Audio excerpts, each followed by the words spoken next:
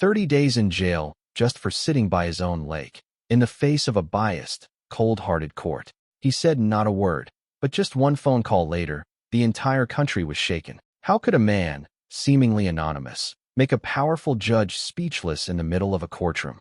The church bells of justice rang sharply at exactly 9 a.m. Each deep, rumbling toll echoed through the cold marble halls of the Jefferson County Court. The metallic sound spread, bouncing off the time-worn walls as if it were a warning quietly emanating from the deep recesses of a decaying justice system. Dim light filtered through the tarnished, silver-streaked glass, barely warm enough to dispel the icy atmosphere that enveloped the place. Everything seemed to hold its breath. No laughter, no morning greetings, only the heavy sound of shoes clapping against the old tiled floor, sharp and cold.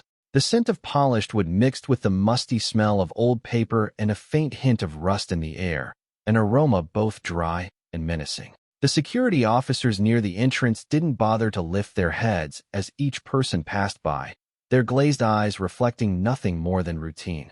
Their hands always lingered near their holstered weapons, as if waiting for the next disaster. Inside, where the path led to the courtroom 3B, the wooden benches had already begun to fill. The faint rustling of documents, the weary murmurs, and the sighs of impatience filled the space. Yet, within this noise, there was a suspicious stillness, like everyone sensed something was about to happen, something unpredictable, something certain to shatter the old order. At the end of the hall, two massive oak doors stood shut, as though the mouth of some ancient creature sleeping peacefully. Beyond them lay the place where human destinies would be decided in mere minutes. Lawyers adjusted their ties. A clerk yawned, stretching behind a thick stack of files.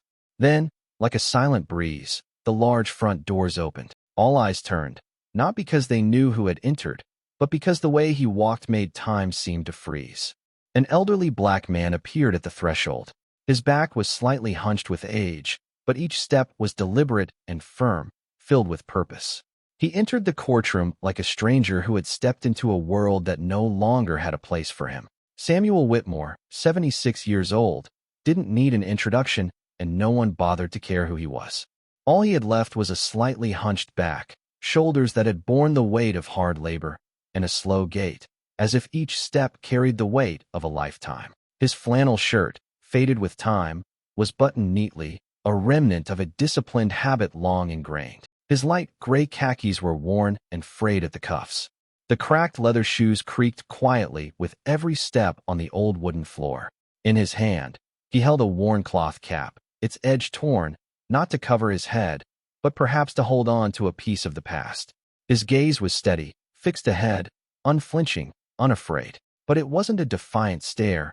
It was the look of someone who had grown too accustomed to being disregarded, too weary of explaining why he was here. The spectators began to whisper among themselves. A middle-aged woman shook her head slightly. Another homeless man, a young man, snickered, probably here for petty theft. They didn't need to know who he was. To them, seeing his skin color, his worn clothes, and his age was enough to condemn him. But Samuel didn't react. He didn't care. The way he stood there, upright, his hand resting gently on his cap, made it seem as though he were the one observing the room, not the other way around. The atmosphere in the courtroom grew heavier as Samuel approached the long wooden table at the center of the room, a place where so many fates had been decided with a mere nod or the cold strike of a gavel. He stood there silently, without a lawyer, with no one by his side, just him and the emptiness before him, where another person held the power of life and death in this room. On the raised dais behind the polished wooden barrier, Judge Raymond Hale appeared. He sat upright, wearing his long black robe, the folds sharp as a blade. His pale face was devoid of emotion, his high nose full of arrogance, his eyes sharp as cold steel, not the eyes of a man searching for truth, but of someone too accustomed to passing judgment. Those eyes scanned the room, pausing on Samuel as though looking at a stain on the floor that had just been cleaned. No greeting, no friendly glance, just the presence of power, cold and unchallenged for far too long. He glanced down at a sheet of paper in front of him, too indifferent to even read the defendant's name, and then spoke in a clipped tone. Next. His voice rang out, dry and final, like a blade slicing through the air, making the entire courtroom shrink. To Raymond Hale, this was not a trial. It was a conveyor belt for sorting people. Those who fell into the lower class were tossed aside, regardless of the truth of their stories. And he had grown too familiar with figures like Samuel, people he saw as out of place, useless, and in need of being swept away from society. But what he didn't know was that today, in this very room, where he believed himself to be the master of the proceedings, everything was about to unravel. The command "next" echoed through the room, and the courtroom's atmosphere quickly returned to its usual mechanical rhythm, where people were reduced to mere lines on a page. Samuel stood there, his hands gently clasped in front of him, his eyes fixed on the bench where the judge adjusted his glasses. But if one looked closely, they would see that the entire room, from the court stenographer to the prosecutor, even the security officer standing guard, no one truly saw him as a person with a story. The stenographer, a woman in her 40s, hunched over her electronic typewriter as if everything had already been written in her mind. She didn't glance up even once, her fingers tapping out the words out of habit, as if Samuel's life was just another record among hundreds of meaningless judgments she had documented during her 2 decades of service. Across from her, the prosecutor, Clara, a young woman in a sharp gray suit, her hair neatly tied back, opened her file with a precise movement, not rushed, but with no real interest. Her eyes skimmed a few lines of summary, then quickly closed the file, as if that was all it took to conclude the entire life of the man standing before her. No one asked who he was, where he came from, or why he had sat by the lake that day. No one cared whether he had a family or had ever contributed to society.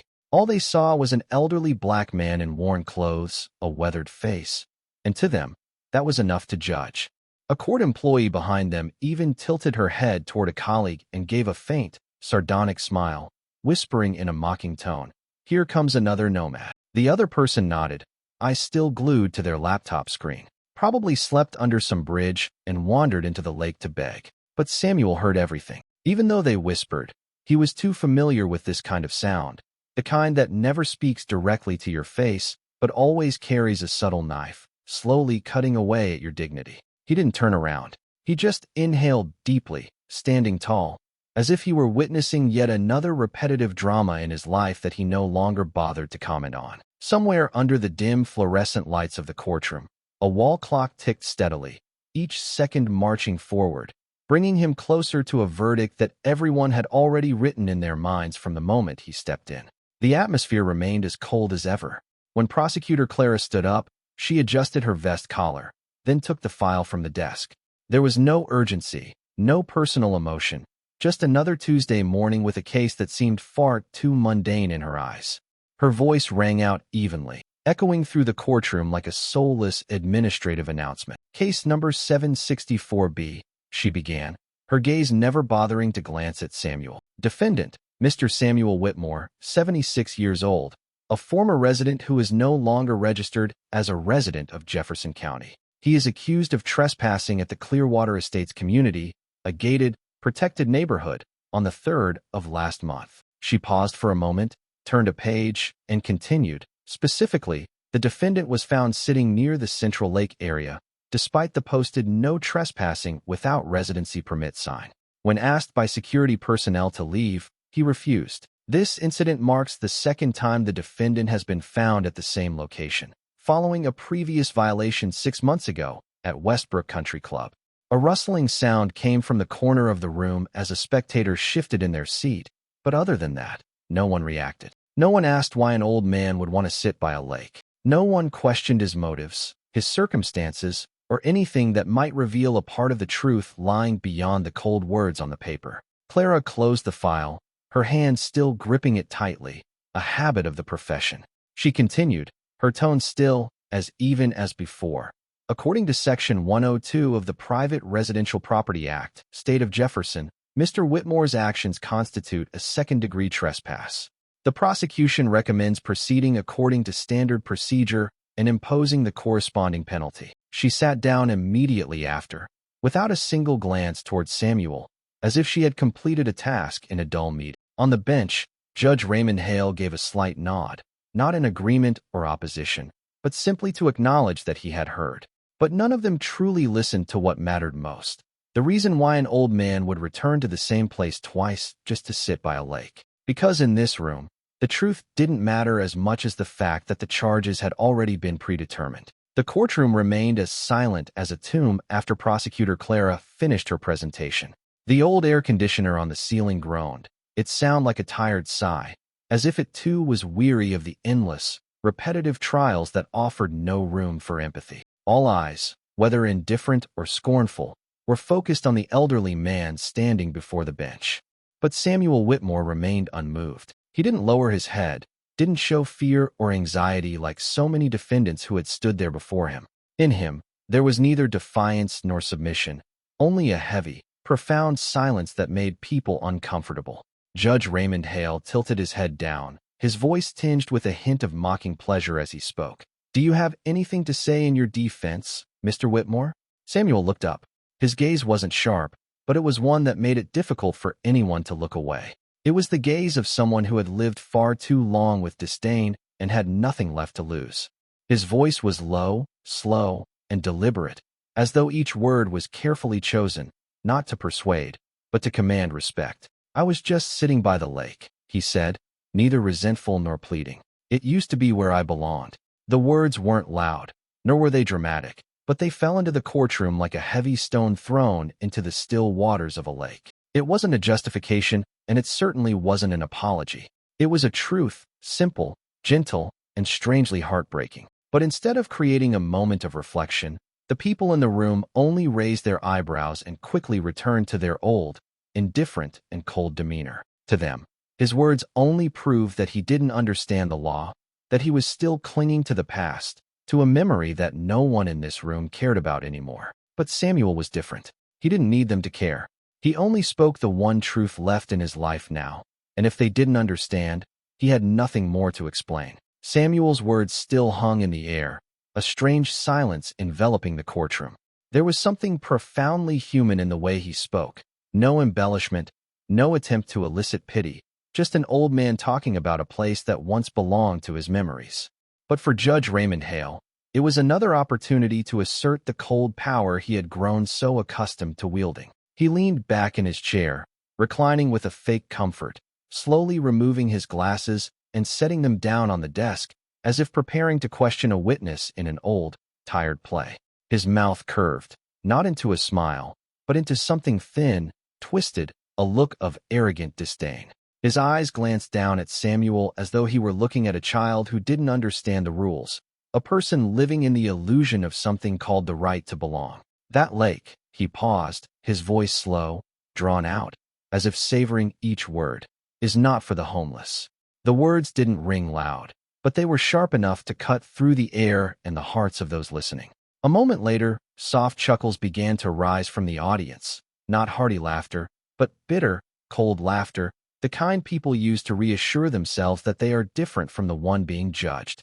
A man in a white shirt from the third row nudged the person next to him and shook his head, smiling mockingly. A woman with brown glasses sitting near the exit stifled a giggle, but her eyes gleamed with a smug satisfaction. None of them knew anything about Samuel, but the way the judge labeled him as homeless quickly defined him in the eyes of everyone present. Not a person with a story, not someone who once had a place to belong, but a burden, an inconvenient image of society that needed to be handled. Samuel didn't say a word. He didn't lower his head, but his hand tightened, not from fear, but because he had heard that phrase far too many times in his life. This time, it was spoken in the name of justice, before the unspoken applause of a room that thought it understood the law. But little did they know, they were the ones being observed, and that lake, the one Samuel had once belonged to, would soon become the center of a truth no one saw coming. In the cold courtroom, as the mocking laughter still lingered, Samuel stood motionless, like a silent statue amid the storm of prejudice.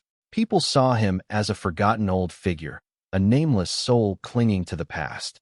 But only Samuel knew the truth. He was not a wandering man without purpose. He had once been an integral part of history, and that memory, though covered with the dust of time, still lived in his mind as vividly as if it were yesterday. In that moment, as his eyes fell to the floor of the courtroom, the sound of the gavel seemed to fade away. All the noises in the room grew distant, replaced by a different echo, the metallic hum of the control room, the buzz of electronic circuits, and the voices of colleagues calling to each other in the operations center. Memories flooded back like a crashing wave. He saw himself, Samuel Whitmore, standing in the control room of NASA in the fall of 1993, before the fuel control model he had spent 4 years designing. That control system later became a crucial part of the Space Shuttle Discovery's launch program. It was pride. It was the moment when he was young, passionate, and called by names like Chief Engineer, Pioneer, and Thinker. But the contradictions began right there. Inside the control room, he was respected, yet step outside into the upscale neighborhoods or a colleague's party, and he was still just a black engineer, better than usual. They shook his hand for his achievements, but kept their distance when he walked into a fancy restaurant. The praise always came with an unspoken silence. He was an exception, never the standard. Samuel could never forget the time he brought Joanna, his wife, to a NASA gala honoring engineers. She wore a simple yet elegant navy blue dress, but when they walked into the hall, people mistook her for a server. And when he introduced her, "This is my wife," they smiled awkwardly and turned away, seeking someone else more like them. That was when Samuel began to carry within him two conflicting worlds: the world he had given himself to and the world that refused to acknowledge his presence. On one side were the sophisticated devices in orbit, and on the other, the scrutinizing eyes of supermarket security when he walked in to buy a bottle of milk. And it was those contradictions that slowly ate away at him, not through poverty, but through the painful truth that no matter how high he soared, he was always pulled down to earth by his skin color and age. Now he stood before a white man draped in a black robe, sitting on a raised platform, and judging him with the very old prejudices Samuel had fought all his life to overcome. And what hurt him more than the condemnation was the simple truth that everything he had done, everything he had achieved, everything he had sacrificed, was never enough to be seen as a normal person in a room like this. Amidst the memories still quietly threading their way through Samuel's mind in the indifferent courtroom, the image of Joanna appeared like a soft ray of sunlight streaming through a crack in the door on a peaceful morning. Not in the glory of awards ceremonies or amidst the applause in the NASA operations room, but in the simple, everyday moments where he truly found the meaning of life. He and Joanna had once lived in Clearwater, long before it became a gated community with electric fences and hidden cameras watching every step. They were among the first residents of that land when the lake was still pristine, the grass soft beneath their feet, and the seagulls hadn't yet been chased away by the sound of luxury cars. The small white wooden house with a sky-blue porch and bougainvillea fence had been their world. Every morning, Joanna made coffee while he fixed the house's gadgets or trimmed the grass by the lake. Their life was simple but filled with laughter. He vividly remembered the afternoons when they sat together by the Clearwater Lake, barefoot, feet brushing the water, with Joanna resting her head on his shoulder, talking about trivial things in the newspaper. And he laughed just because he loved hearing her voice. When the sunset came, the lake turned amber, and in that moment, the outside world seemed to lose all its importance. They lived like that for over 30 years with a woman who never questioned his sacrifices, never doubted his faith, even when the world quietly rejected him. Joanna was the only place where he could truly be himself, without trying, without needing to prove anything. To her, he was not the black engineer or the symbol of minority effort. He was simply Samuel, the husband, the partner, the man who always knew how to make her smile when the rain fell. And then she passed away, suddenly, without warning. A heart attack in her sleep took away the most precious thing he had. The little house, once full of life, suddenly became too large, too silent. Every morning, he still brewed 2 cups of coffee, and every afternoon, he still walked to the lake, sitting in the same old spot, but no one rested their head on his shoulder anymore. Not long after, he sold the house, not because he wanted to leave, but because he could no longer bear the emptiness it carried with it. Yet, Clearwater never left him. Every time he returned, he relived those days. The lake was not just water. It was a mirror of memory, a place that held the rest of a life. And today, they called him an intruder. They dismissed the 30 years he had once belonged there as if he had never existed. And that, not the trial, was the real sentence. After Joanna passed away, time inside Samuel no longer flowed like a river, but fell drop by drop, heavy and still, like dew resting on an old porch. The small house where they had lived, the house he had built with his own hands, putting up every wooden beam, hanging every flower pot along the fence, suddenly became suffocatingly cold. There were no more light footsteps in the kitchen, no more warm voices on rainy afternoons, and no more figures sitting beside him on the front porch when the sun set. Everything seemed the same, but it felt hauntingly empty. Samuel kept the house for another year, trying to fill it with memories, with familiar walks, old photographs, and the habits he once shared with Joanna. He continued watering the flowers, rearranging the bookshelves, even setting the dinner table for two.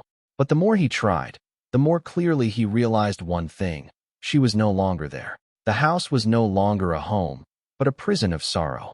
And so, on a sunny morning, he quietly signed the papers to sell the house, without listing it, without negotiation, just to let go of the walls that no longer held warmth. He moved to a small apartment on the outskirts of the city, where no one knew who he was and no one asked. But no matter where he went, he always returned to Clearwater, not for the old house, but for the lake. At least once a month, he would take a long bus ride there, passing through the back gate of the community, quietly walking toward the lake where he and Joanna had sat on hundreds of afternoons. He always carried a small flower, an old book, and a scarf she had knitted. He never made noise, never caused trouble, never ventured deep into the community. He simply sat there, on the edge of the grassy field, in the same spot where the view of the water reflected the sunlight just right. To others, it was just an old stone bench by the lake, but to him, it was the final resting place of all the beautiful things in his life. He didn't need to talk to anyone, nor did he hope anyone would recognize him. His presence, silent, patient, was like a sacred ritual, his own way of finding the shadow of his lost wife through the gentle breezes that swept over the lake at dusk. And in his heart, despite Clearwater changing, despite the higher fences, despite the strict rules, he still believed that place was a part of him he had never left behind. But sadly, those in power there did not see it that way. To them, he was just a stranger, an odd old man, an intruder. And one day, they called the police. So each time Samuel returned and quietly sat on the old grass, he was no longer a neighbor, a former resident, or a seasoned engineer of the area. In the eyes of the new residents, he was just an old black man they didn't recognize. They saw him through the window, sitting quietly in a secluded corner, doing nothing wrong, making no noise, just sitting there, gazing out at the lake. But that was enough to make them uncomfortable. Some people drew their curtains, a few walking their dogs crossed to the other side of the street. A young man living in the newly built section of the neighborhood once approached him, frowning and asking, "What are you doing here?" When Samuel simply smiled and replied, "I'm just sitting," the man called security. They didn't care to know who he was, nor did they want to hear an explanation. To them, his presence was a disruption, not fitting the mold, not belonging to the clean space they were trying to build. And the bitter truth was that this very place, this very grass, was once where Samuel mowed the lawn every week, where he and Joanna had sat together, laughing, dreaming of peaceful years in their old age. But those memories, those roots, were no longer visible to anyone. They only saw his skin. They saw the worn clothes he wore. They saw the frail body sitting alone. And that was enough to turn him into a potential threat. An old black man sitting still could make people scared. A silent figure could be called an intruder. And deep down, Samuel understood one thing. In this new world, sometimes people don't need a reason to exclude someone. They just need a reason to justify their own indifference. It was a spring afternoon with a gentle sun and a breeze from the Clearwater Lake rustling through the old oak trees, their leaves whispering something ancient. Samuel sat alone on the grassy shore, holding an old, worn book in his hands, his eyes tracing the shimmering surface of the water reflecting the sunset. He sat exactly where he and Joanna used to spread their little blanket, sharing a loaf of toasted bread and a jar of plum jam she had made. The atmosphere was peaceful, quiet, and if he closed his eyes, he could almost hear the sound of her laughter echoing back from memory. But that peace was abruptly interrupted by the sound of rapid footsteps. A man in a security guard uniform approached from behind, his voice cold and commanding. "Hey, what are you doing here?" Samuel slowly turned around, neither rushing nor panicking. He replied softly but firmly, "I'm just sitting. I used to live here." The security guard looked him up and down, his gaze filled with contempt and suspicion. The way he looked at Samuel's faded clothes, worn-out shoes, and wrinkled skin was like he was inspecting an intruder, not a human being. Without asking any more questions, The guard pulled out a walkie-talkie from his belt, his voice gruff. "This place isn't for beggars, you understand?" The words struck like a slap, cold and indifferent. Samuel paused for a moment, but not out of offense. It was because those words were so painfully familiar. He had heard them before, in parks, train stations, even in front of the public library when all he wanted was to sit quietly for a while. Samuel didn't say anything. He just stood up, gently brushed the dust off his pants, and slowly walked away, his back still straight, his eyes still on the lake, as if he were trying to engrave one last look at the old scene, the place where his love once existed. The guard watched him go, his eyes full of suspicion, as if he had just expelled an invisible threat. To him, Samuel was just a stranger, someone who didn't belong, an image that shouldn't be in an upscale community. But what he didn't know, and didn't care to know, was that Samuel had once contributed to the planning of that very lake, that Samuel had signed off on the first solar power system design that helped Clearwater become an eco-friendly community, that the man he called a beggar had once been the silent heart of that place. But here, those things no longer mattered. Here, the memories were unacknowledged. Here, people only saw what was in front of them, a black old man sitting alone. And that was enough to drive him away, to humiliate him, to call the police. And once again, Samuel walked away silently, without reacting, without arguing. But in his heart, another cut was carved deeper. The first time Samuel was arrested didn't come with sirens or violence. It was on a quiet afternoon 6 months ago when he was sitting on the old bench by Clearwater Lake, just as he had done countless times before. He brought with him a thermos of tea, a small photo of Joanna, and a notebook where he wrote down memories he tried to hold on to never forget the beautiful things. But not long after, a local resident reported a man of unknown identity sitting too long near the lake. When security arrived, they asked him to leave. Samuel, as calm as ever, replied, "I'm not doing anything wrong. I used to live here." But his answer didn't matter. The police were called. They didn't handcuff him, but escorted him out of the neighborhood, as if he were a troublemaker. At the police station, he was held for a few hours while they checked his papers. In the end, he was released with a verbal warning. No fine, no criminal record, just a reminder. Next time, if you return, we'll handle it more seriously. For Samuel, it didn't scare him, but it left a strange feeling, a sense that he had been expelled from his own memory. It was as if someone had drawn a line through his right to remember, to return, to grieve, to love. And then, 6 months later, he returned. This time, everything was different. The security guard recognized him. The police arrived faster. No questions, no explanations. A young officer, his voice dry and firm, ordered, "Stay still. Face the wall. Hands behind your back." Samuel tried to explain, "I'm just sitting for a while. I'm not going into anyone's house. I'm not destroying anything." But his words were drowned out by the crackling of the walkie-talkie and the sound of boots stomping on the ground. His wrists were twisted behind him, cold cuffs tightened against his skin. No one asked why an old man was there. No one bothered to check his history. They only saw repeat offender, trespassing, failure to comply with warning. At the police station, he was kept longer. The old violation record was pulled up, with the red stamp reading repeat trespasser. And that was enough to push him to trial. A man once honored for his contributions to the national aviation industry, once a quiet symbol of dedication and sacrifice, now standing in court like a criminal intentionally damaging property, not because he was dangerous, but because he returned to the place he once belonged. This time, they didn't give a warning. They wanted to punish him, not for his actions, but for his persistence, for his silence that still made them uncomfortable.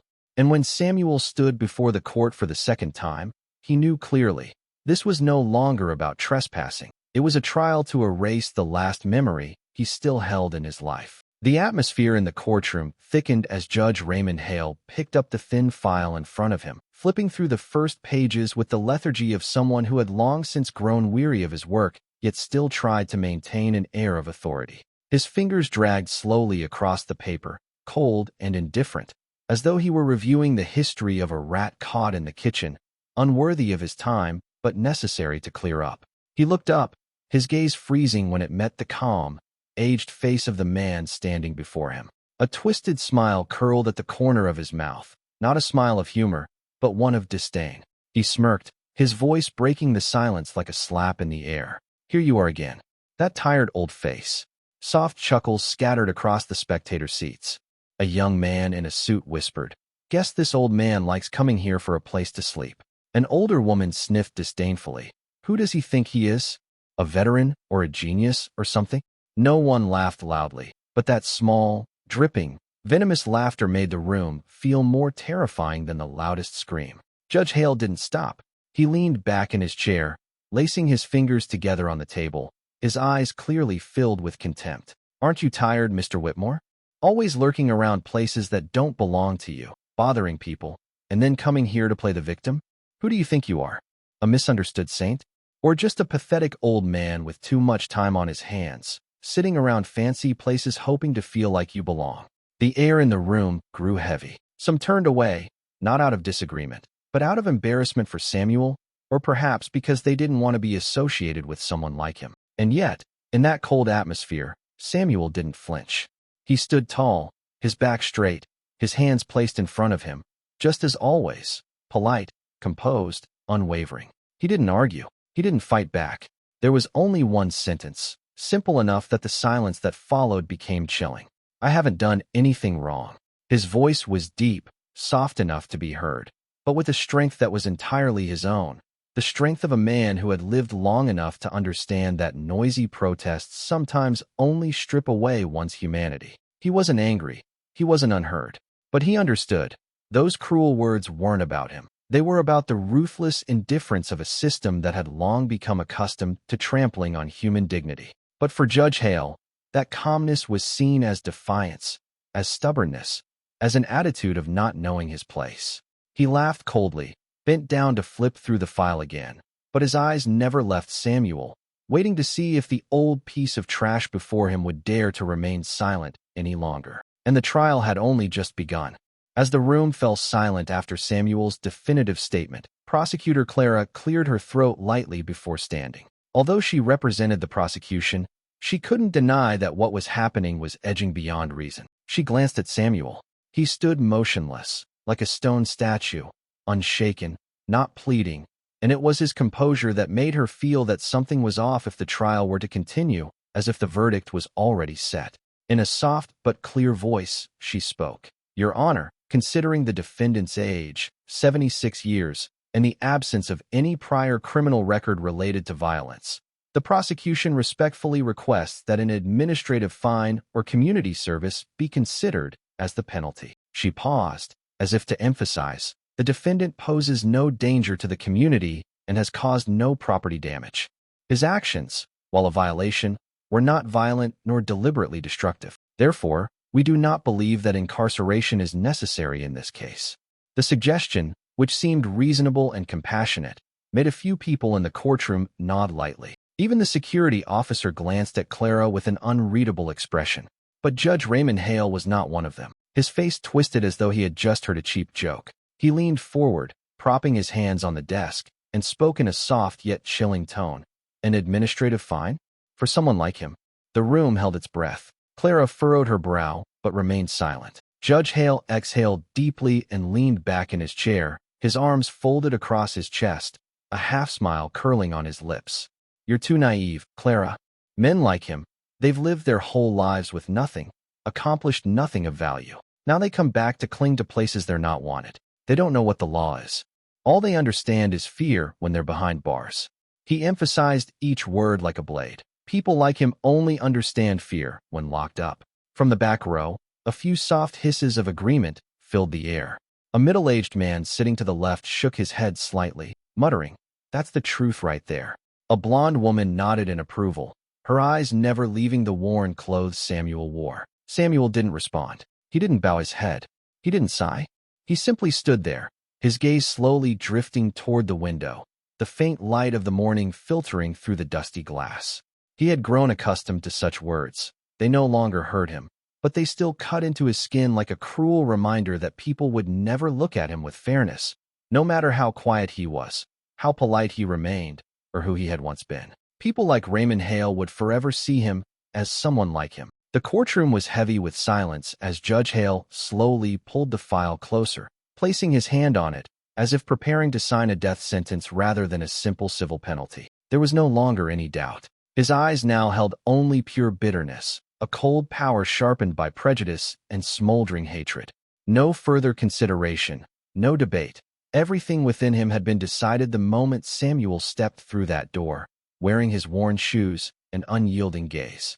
"The court has heard enough," Hale said, his voice dry and crisp, like the hammer of a gavel about to seal the fate of a man. "And I see no reason to show leniency to someone who deliberately disregards the law." He paused, casting his eyes across the room as if searching for approval, but all he received were stares, not of support, but of discomfort, as if everyone in the room felt that something had just crossed a line that shouldn't be crossed. And then, in that brief moment, he announced, "Samuel Whitmore, sentenced to 30 days in the Jefferson County Jail, effective immediately." His words struck like a heavy hammer, and a murmur erupted almost immediately. Shock, confusion, anger. Even Prosecutor Clara, who had just recommended an administrative penalty, was motionless, her eyes wide, lips moving in disbelief. She turned to look at Samuel, then back at the judge, as if she couldn't believe what she had just heard. "Your Honor," she began to object, but Judge Hale raised his hand sharply, his gaze warning her, "You have no right to intervene." A police officer stepped forward, hand resting on the handcuffs at his waist. But Samuel hadn't moved. He stood still, as silent as stone, his face expressionless. No shock, no protest, no anger, simply acceptance. And then, in a low, dry voice that resonated through the courtroom, he said, "I've gotten used to being punished just for existing." Those words weren't a lament, nor a challenge. They were a truth, raw, bitter, and undeniable. It was the words of a man who had lived long enough in a society always ready to discard him simply because he didn't fit the frame they had imposed. And this time, he didn't need anyone to stand by him anymore. He understood that fairness was never something he was allowed to hope for. Judge Hale let out a laugh, a dry, twisted laugh, not of joy or humor, just the triumphant sound of a man who had just extinguished one last dream. He leaned forward, his voice hissing through clenched teeth. "I'll make sure you, and everyone like you, understand what real law is." No one laughed along, no one agreed, but no one dared to speak out. And in that room, between power and fear, there stood one man, calm and upright, sentenced not for his actions, but for the mere existence of who he was. After the verdict was announced, the room fell into a tense silence that seemed to suffocate the air. The police officer stepped forward, his hand resting lightly on the shiny handcuffs at his waist, his eyes devoid of hatred, just a familiarity, as though he had cuffed many elderly men like this before. But Samuel still hadn't moved. He didn't turn to look at anyone. He didn't step back. He simply took a slow breath and then lifted his head slowly, with dignity, as if he were about to step onto a podium to accept an award, not to be taken to prison. He looked directly into the cold eyes of Judge Raymond Hale and said in a low, calm voice, like the morning breeze, "Before I'm taken away, may I make a call?" The words hung in the air, and the entire room paused for a moment. No one expected him to speak. No one expected him to ask for something so simple, so composed, that it made people uncomfortable. It wasn't a plea. It wasn't the voice of desperation. It was a request, polite, controlled, and as if he had predicted everything would unfold exactly as it had. Judge Hale squinted, leaning on his elbows on the desk, tilting his head as if hearing the most ridiculous request. "Call whoever you want," he replied, shrugging lazily, as if granting a small favor to the man about to be detained. His voice was still full of disdain, every word dripping like acid. "But don't expect it to change anything," he continued, this time loud enough for the entire room to hear. "No one, not even the whole world, can save you from the consequences, Mr. Whitmore. This is the law, not a place for sentimental old age games." A soft chuckle came from the corner of the room, then quickly faded in the rising tension. Samuel didn't respond. He didn't need to. He simply nodded slightly, as if acknowledging something in his heart.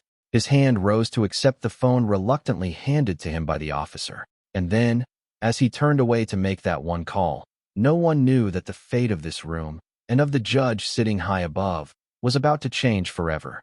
The cold phone was placed into Samuel's hand like an inanimate object, but when he grasped it, his hand did not tremble as one might expect. The wrinkles on the back of his hand, worn by age, now steadied with an unusual strength, as if this very moment was something he had been waiting for a long time.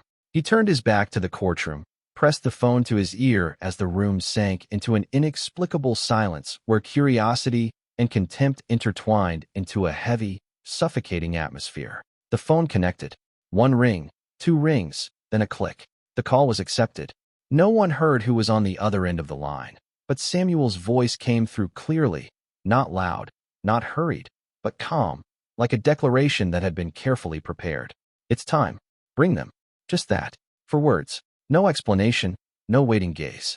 He hung up, placed the phone back on the table, and stood again in his original position, his eyes half closed, as if listening to something from the past echoing in his mind. The room returned to its slow, tense rhythm. Judge Hale snorted lightly, smirking. Is the sentimental performance over yet? No one answered. 10 minutes passed. Then, suddenly, the large wooden door at the back of the courtroom flew open with a sharp, dry thud, causing every gaze to snap back. 2 nearby police officers instinctively reached for their sidearms. A gust of air followed in the wake of the strong, purposeful steps of a tall black woman. Her hair was neatly styled in a bun, wearing a sharp black suit that looked like armor. Her high heels clicked decisively on the marble floor. No one in the room had seen her before, but her presence forced everyone to hold their breath. Danielle Whitmore, Samuel's only daughter, was a renowned civil rights attorney, a former federal prosecutor, and the woman who had directly challenged the unjust detention system of the state during a congressional hearing. She didn't walk in alone. Following her were 3 lawyers, 2 men and 1 woman, all dressed in gray suits, carrying thick leather briefcases, each with a gold-plated emblem. Whitmore, Kingsley, and Hill, Federal Civil Rights Division. In that moment, all sound vanished. The people who had scoffed earlier fell silent. Prosecutor Clara gaped, and Judge Hale, in that brief instant, straightened in his chair, his lips tight. And for the first time since the trial began, his gaze faltered, not because he didn't recognize the woman, but because he recognized her all too well. Danielle Whitmore, the woman who had won 4 federal wrongful conviction cases, the one who had caused a state judge to be removed from office for a single racially biased remark, and the daughter of the man he had just thrown into jail like an old, discarded piece of trash. Samuel didn't look back. He didn't need to. He had known when he said, "It's time," that this was the moment the truth began to rise above the turbid waters of trivial judgments. And now, true justice was walking through the courthouse door. Danielle Whitmore strode down the aisle of the courtroom with an unmistakable presence. Each step a statement, each movement a counterattack. The perfectly tailored black suit hugged her strong frame, and her high heels clicked on the marble floor like the rhythm of a death knell. No words, no glances sideways. Her gaze locked firmly on the man sitting on the high bench, Judge Raymond Hale, with a coldness and precision akin to a sharp blade waiting to be swung down. No one stopped her. Even the 2 police officers flanking the aisle automatically stepped aside. Clara, the prosecutor, stood frozen, her eyes blinking rapidly as if unable to comprehend what was unfolding before her. From the spectator seats, a few murmurs rose, only to quickly die down as Danielle made her way to the bench, placing a thick file, neatly secured in a premium leather binder, on the judge's desk.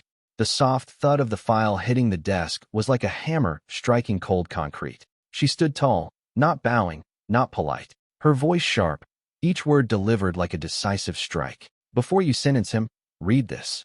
Her words weren't loud, but they echoed in the absolute silence, an undeniable command. And Judge Hale, though draped in the power of his robe, couldn't hide the hesitation in his next movement. He reached out, slower than usual, taking the file in both hands as though holding something that would change him forever.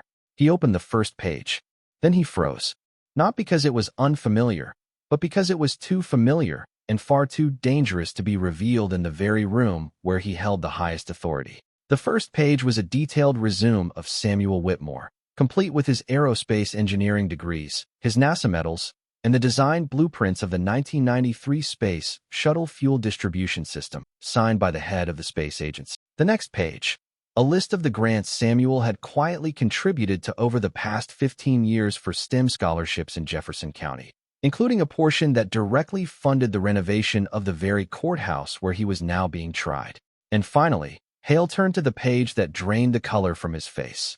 A copy of the deed for part of the land along Clearwater Lake, a piece of land under Samuel Whitmore's name, signed in 1989, with the official stamp of approval from the state's Resource Department. The same land that the community authorities had restructured in their new zoning plans, but had never legally revoked the ownership rights. Judge Hale was speechless. His hand trembled as he flipped through a few more pages, his eyes now failing to maintain their composure. His lips tightened, his throat caught. The entire room waited, every eye now focused on his face, waiting to see what the judge who had confidently sentenced an unknown old man earlier would say when he discovered that he had just convicted a landowner, a scientist, a philanthropist, and the father of one of the most powerful attorneys in the state. Danielle didn't need to say anything further. What needed to be proven was right there in the file. And now, in front of everyone, the truth could no longer be denied. In Judge Hale's hands, each page of the thick file, heavy as lead, was no longer just paper. It was a blade slicing away at the mask of power he had worn with absolute confidence. His glasses slid slightly down his nose as his eyes flicked quickly from one line to the next, unable to believe what he was reading. But the truth, clear, undeniable, was written in black ink, marked with a red stamp, and sealed with legal certification. The fourth page was the land use certificate, signed in 1989, clearly stating that Samuel Elijah Whitmore was the legal owner of Parcel 14B, situated right next to Clearwater Lake, the very land that this trial was accusing him of trespassing. It had the original signature of the Jefferson State Land Management Office, the old subdivision map before the area was commercialized, and even the original contract that had never been canceled. In other words, Samuel had never trespassed. He had simply returned to his own land. Judge Hale winced, turning the pages, but instead of finding a way out, he was plunged further. The sixth page was a U.S. patent, number 1993, F27, granted by the U.S. Patent Office, with the inventor's name, Samuel E. Whitmore. The detailed notes stated that this was the system for fuel regulation under high temperature and pressure conditions, a design later incorporated into NASA's Space Shuttle launch system. At the bottom was an internal report published by NASA in 1997, stating, "The application of engineer Samuel Whitmore's patent reduced the risk of fuel combustion during launch by 18%, a key breakthrough in improving flight safety." The courtroom was dead silent. No more mocking laughter, no more whispered jeers. The looks that had been filled with skepticism now turned to shock and shame. A man once seen as a pitiful homeless person turned out to be the true landowner, a contributor to national safety, a scientist with a patent stored in the Congressional Library. Prosecutor Clara could hardly believe her eyes. She turned to look at Samuel, who still stood silently, without any sign of triumph, almost as if he didn't need anyone else's confirmation to know his own worth. His eyes were still fixed on the old wooden table, the very place where Joanna had placed his hand one last time before leaving this world. At that moment, Judge Hale realized that all the power he held, the high chair, the wooden gavel, the heavy black robe, had become hollow-faced with the truth. And the worst thing for someone like him wasn't being wrong, but being wrong so blatantly in front of society. And now, the name Samuel Whitmore would not ring out as that of a criminal, but as an indictment against the very system that Hale had once believed to be infallible. The next page in the file was like a hammer crashing down on Judge Hale's head, and this time there was no escape from the arrogance he had once relied on.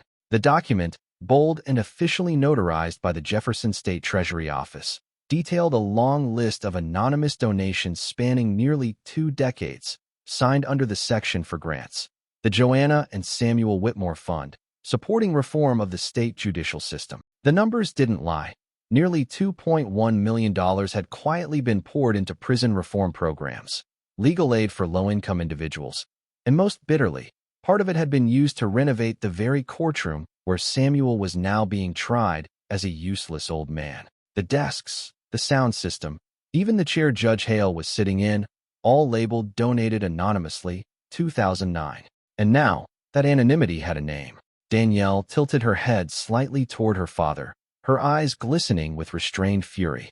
Then she looked straight at the judge, her voice low but as hard as steel. "He's not just a landowner, not just an inventor. He's the person this court owes a debt to." Judge Hale said nothing. He couldn't. His face went pale, the wrinkles tightening as though being squeezed by the very weight of the papers before him. His hand touched the armrest, then froze. as though he had just realized that even the very thing he was leaning on had come from the pocket of the man he had just thrown into jail with such contempt. The courtroom was dead silent. The elderly woman sitting in the second row raised her hand to cover her mouth, her eyes welled with tears. A middle-aged man wearing a lawyer's badge, who had nodded in agreement with Hale's ruling earlier, now lowered his head in shame. The whispers that had once been mocking were now replaced with the sounds of awakening regret and horror as the audience realized they had just witnessed a man being trampled upon in the very place he had helped build. An elderly man sitting at the back of the gallery, the same one who had shaken his head when Samuel entered, now quietly wiped away tears with his old fabric cap. He didn't say anything. He simply looked at Samuel with an entirely different gaze, a gaze that everyone should have had from the start, the gaze of respect. As for Samuel, he remained standing like a silent statue amidst the rubble that had just collapsed around him. No victorious words, no retaliatory smile, because he knew the truth didn't need to be shouted. It only needed to exist at the right moment. And today, that truth had chosen this day to step into the light. Within just 24 hours, Judge Hale's name was everywhere, across newspapers and national television. But people didn't just stop at Samuel's case. Independent investigative organizations began to dive into public records to review his past rulings, and the results were shocking, not surprising, but unsettling. More than 63% of Hale's harshest rulings over the past 10 years had fallen on defendants of color, the majority of whom had no legal representation. An exclusive investigative report from WJTN highlighted a case from 2016 where a 15-year-old boy was sentenced to 18 months in juvenile detention for stealing a bag of snacks and a bottle of soda. Unbeknownst to anyone, the boy's mother had been applying for unemployment benefits and couldn't afford a lawyer. Another case involved a black single mother who was sentenced for disturbing the peace when, in reality, she had been screaming for help as the police were forcibly restraining her son without cause. And all of these sentences had been signed by Judge Raymond Hale. Like a spark igniting a fire, people who had been crushed under the weight of systemic power began to speak out. A man named Tyrone Beckett, who had served 7 months in prison for a wrongful arrest, appeared on CNN, his eyes red with emotion. We stayed silent because we thought no one would believe us. But when I saw Mr. Whitmore, a man who had contributed to the state, treated like this, I knew it wasn't my fault. The fault lies with the system. Then came the mothers, the wives, and the children who had stood outside courthouses crying for their fathers, mothers, and loved ones who had been wrongfully imprisoned. Now they no longer cried. They stood up. They shared their stories. They filmed their protests. And they gathered outside the Jefferson Courthouse holding signs that read, "Justice for the silenced." The outrage was no longer confined to newspapers. It spilled out onto the streets. It had faces, names, voices, and most importantly, it had a reason to keep going. 3 days later, Danielle Whitmore stood at the podium for a large press conference outside the state Supreme Court building, with hundreds of reporters waiting. Behind her stood her father, Samuel, silent but strong, and beside them were a line of faces once wronged, now symbols of righteous resistance. Danielle didn't read from a script. She didn't need to. Her voice rang out strong, each word landing like a hammer. My father's story is not just his. It's the story of thousands of people who've been denied their right to be respected, who've been convicted for being poor, for the color of their skin, for not knowing how to fight back. And if someone who designed technology for NASA, who contributed financially to this very system, can be humiliated like this, then who of us is safe? She paused for a moment, looking directly into the cameras, and ended with a line that shook the entire room. Justice isn't justice if it only applies to the privileged. And we will not stay silent any longer. Not long after the press conference, the State Judicial Committee held an emergency session. The results were announced that very night. Judge Raymond Hale was officially suspended from his position, stripped of his judicial powers, and faced a federal investigation into racial bias, ethical violations, and signs of corruption in the handling of cases involving minority defendants. A press release from the State Attorney General's office read, "We cannot allow an individual to wield the law in order to perpetuate prejudice. The judicial system cannot become a tool for categorizing people by the color of their skin." Hale's office was raided, boxes of files were carted away under the bright lights of cameras, And for the first time in 22 years on the bench, Hale was no longer addressed as Your Honor, but as an individual under investigation. Like a domino effect, the call for justice spread to every cold case that had been shelved for years. Independent legal organizations, the state prosecutor's office, and human rights groups began reviewing hundreds of cases that Hale had presided over. Cases with insufficient evidence, unlawful imprisonments, testimonies ignored. Everything was now being re-examined. The Court of Appeals announced plans to establish a review board where suspected wrongful convictions would be re-examined, with full legal representation, evidence, and opportunities for defense. Hundreds of people who had once lost all hope were now being contacted. We're reopening your case. Justice is coming. A young attorney involved in the board said through tears, I once thought my profession was meaningless, but now I understand. Sometimes, just one person standing up at the right moment can bring the whole system down and rebuild it from scratch. The media storm eventually subsided. The banners were taken down, and investigations continued. But for Samuel Whitmore, everything had ended the moment he walked out of the courtroom that day. There was no anger, no revenge, no lawsuits for damages. Even though civil rights organizations suggested he could sue the state of Jefferson and Judge Hale personally, with the potential for a multi-million-dollar payout. Samuel only shook his head, his gaze as calm as the surface of the lake on windless afternoons. When a CNN reporter asked him, Don't you want to seek justice through the law? He simply smiled, not bitter, not sarcastic, just the smile of someone who had transcended it all. Then he replied in the raspy voice that had become familiar to America, I don't need money. I need a place to sit. The place I once sat with the person I once loved. He returned to Clearwater for the first time, not being chased, no fences, no judgmental stares. He walked through the grass by the lake, now preserved as a living memorial, and sat down on the familiar bench. The weather was gentle. A few children rode by on their bikes, unaware of who he was, and that brought him peace. For him, recognition did not come from the crowd. It came from being able to return to where he belonged in silence. Danielle didn't stop after her father was exonerated. But instead of continuing to litigate, she accepted an invitation from Jefferson Law School, where she had once been rejected for being too strong, to teach ethics in judging and legal responsibility. Her first lecture, the very first class, began by showing the video clip from the courtroom that day when her father was mocked, sentenced, and ultimately exonerated in front of everyone's astonished eyes. She stepped into the classroom, her gaze sweeping over the stunned students. This is my father. A man who, if you met him on the street, you would probably judge as homeless.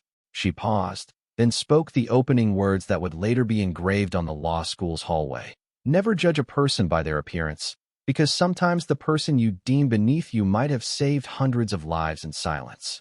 In response to pressure from the public and the legal community, the local government erected a small monument by Clearwater Lake where Samuel had once sat. It wasn't grand, it wasn't gilded. It was just a bronze statue, humanized, depicting an elderly man sitting silently, his gaze directed toward the water, his hand resting on an old book, exactly as Samuel had sat for so many years. At the base of the statue, a simple bronze plaque read, He was silent, but the truth spoke for him. People often stopped by, not to take photos, but to sit next to the statue as a reminder. Every person, no matter how quietly they live, carries a story worth listening to. The final scene in this journey did not belong to Samuel, nor did it belong to justice. It belonged to a man who once thought he stood above all. Raymond Hale, now without a title, no longer holding any authority, walked out of the building where he had once sat at the top, holding a worn-out suitcase. His head was low, his shoulders weighed down. He was no longer the proud man who had banged his gavel to deliver a lifetime of sentences.